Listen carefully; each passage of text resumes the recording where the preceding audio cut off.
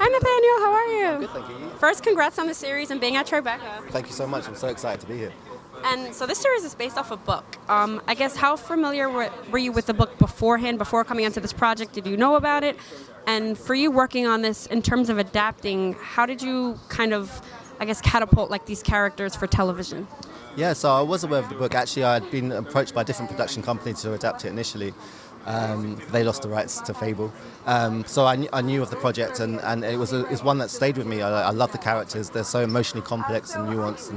And I just love this family this black family that were front and center, and they were all going through their different things, and it was all born out of this sort of huge secret that this central character was keeping. And I felt that was just so powerful and would resonate with so many people. And yeah, I think when you adapt for TV, it's keeping that tone and it's keeping that characterization, but then also opening it up a little bit more potentially and bringing in some of the more supporting characters, so that we see that ripple effect. We see the ripple effect of the lie that Barry has held on to. So that's been a lot of fun, but challenging as well.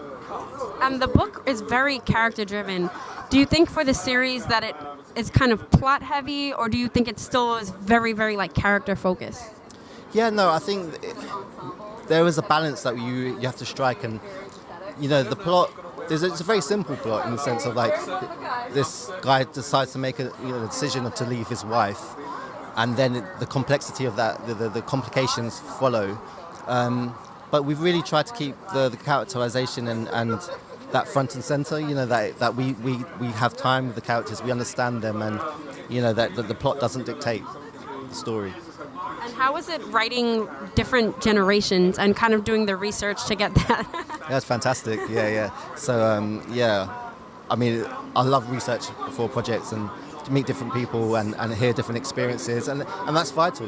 Because you're dealing with a generation was such closer to colonial aspects, that feel maybe quite antiquated to a younger generation, but actually hold so much power for that older generation, and so sometimes like that empathy can be lacking. So I feel like it was essential that to get that right, and so that can really land in the series. And focusing on themes like not just gender, but it also focuses on like education and immigration. I guess how is it kind of adapting this, but incorporating like all these different themes?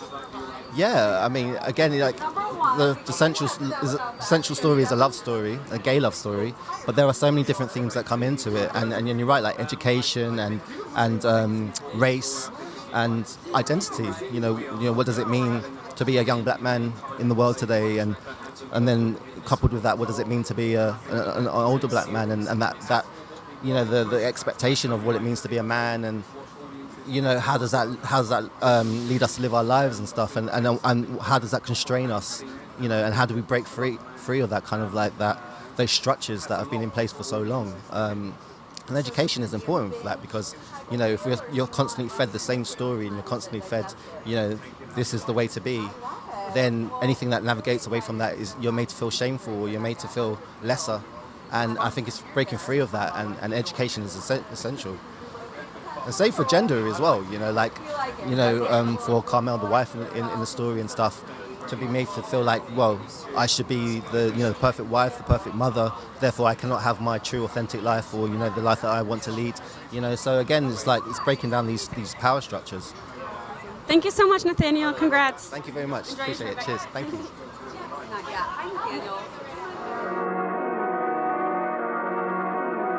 Ridiculous.